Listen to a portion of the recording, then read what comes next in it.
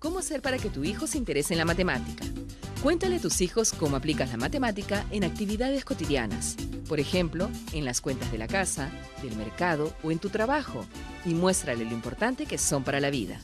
Cambiemos la educación, cambiemos todos.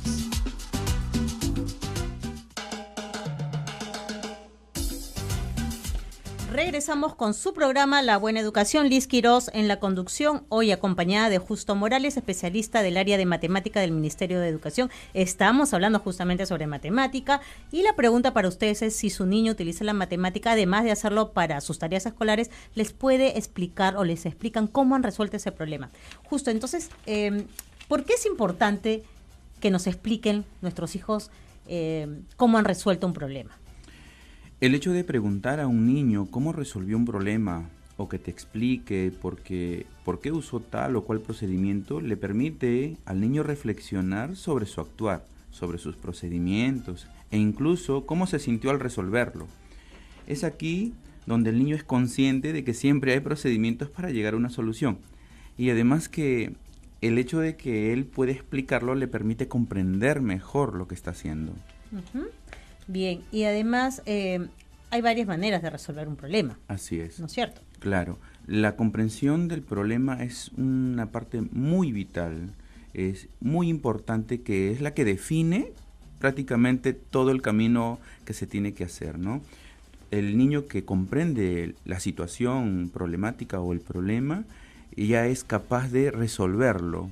O sea, tenemos que garantizar con preguntas sencillas, por ejemplo, de qué trata el problema. Ahora nos dices esas preguntas que además sería muy importante que tomen ustedes nota y escuchen con atención, porque eso nos va a ayudar también a mejorar si en algún momento no hay comprensión de por qué han resuelto.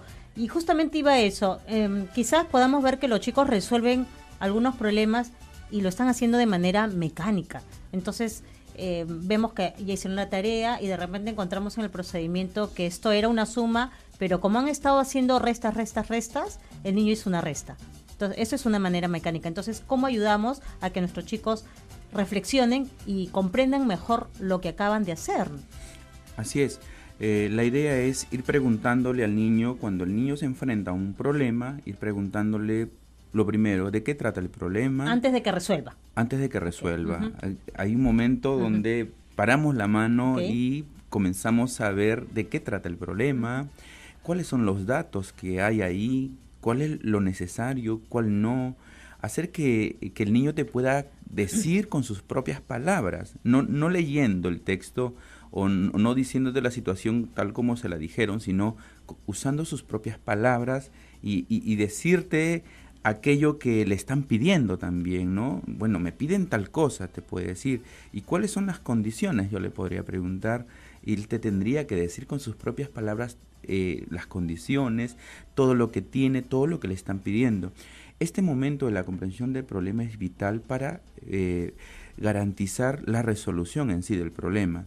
Luego de eso también, cuando el niño vaya allá a resolverlo, ¿y qué podemos hacer? La pregunta que le haríamos, ¿qué podemos hacer para resolverlo? O sea, y la primera, digamos, pregunta, a ver, si tendríamos que dar algún tip así concreto, ¿cuál sería la primera pregunta antes de pasar a la resolución del problema?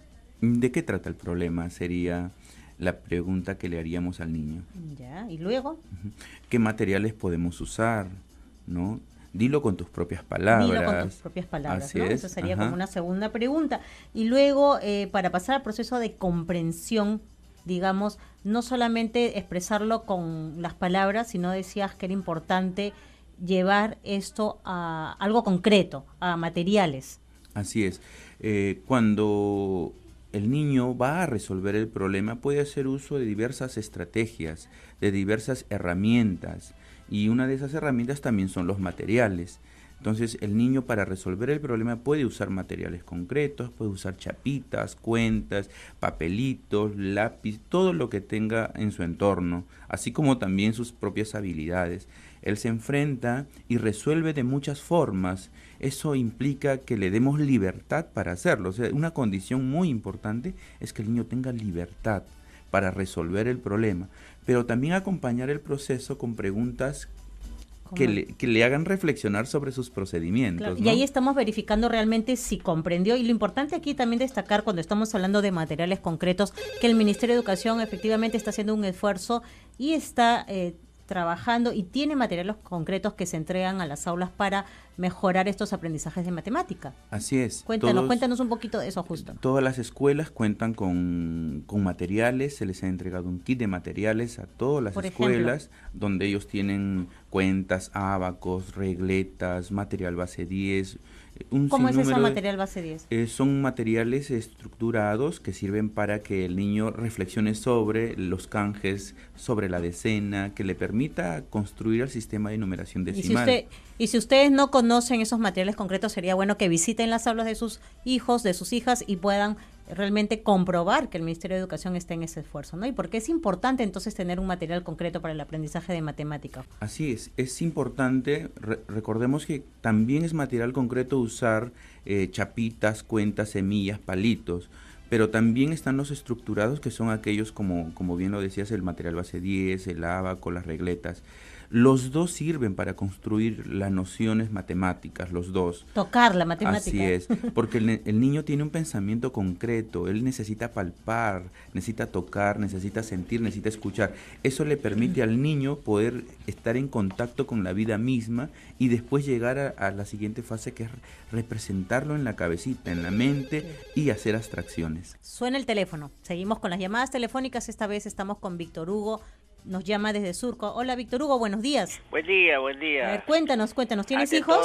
Ante todo, felicitaciones por la excelente disertación y en la forma como están abordando el tema. Bien. Me parece muy innovativo, excelente.